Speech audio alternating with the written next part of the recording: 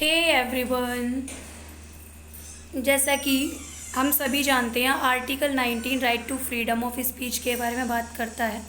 All right to freedom के बारे में बात करता है। 19 का जो 1 है वो all citizen shall have the right to freedom of speech and expression but it is not a licence to abuse, it is a responsibility.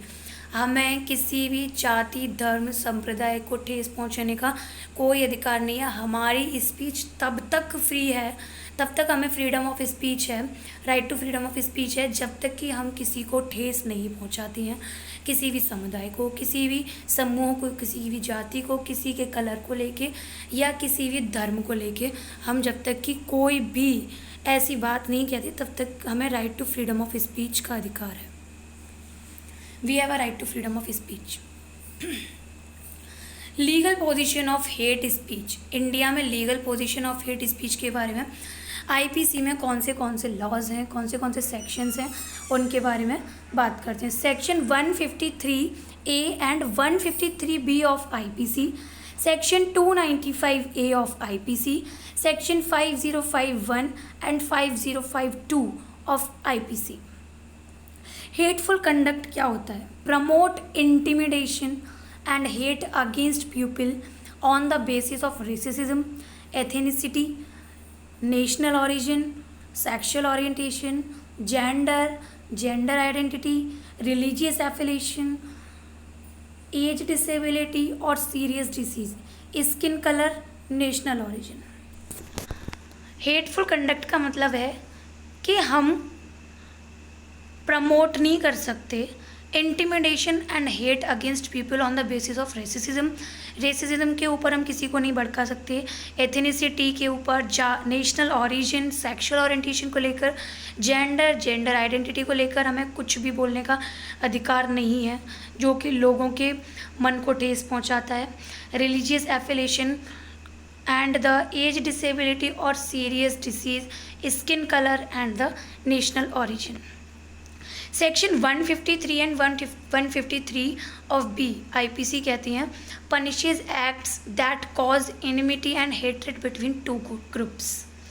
मतलब कि धर्म, मूल, वंश, भाषा, जन्म स्थान, निवास एसेट्रा को प्रमोट करना या फिर किसी को भड़काना किसी समुदाय के खिलाफ, ये एक पनिशेबल ऑफेंस है। इसमें 5 वर्ष की सज़ा दी जाती है, 5 वर्ष का इम्प्रिजनमेंट है।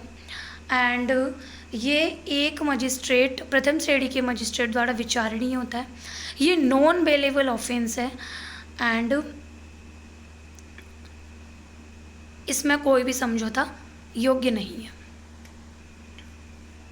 सेक्शन 296A कहता है कि deals with punishing acts which deliberately और with malicious intention outrage the religious feelings of a class of persons. इसका मतलब है कि कहीं भी किसी भी जगह पे पूजा हो रही है या कोई भी अपने धर्म से रिलेटेड कोई भी वर्शिप वगैरह कर रहा है, मतलब अपने धर्म से रिलेटेड कुछ भी जो कि सबके धर्म में होता है तो वो कर रहा है और वहाँ पे आप जानबूझ के कुछ ऐसा कार्य करते हैं जिससे कि उनके धर्म समुदाय को ठेस पहुंचती है।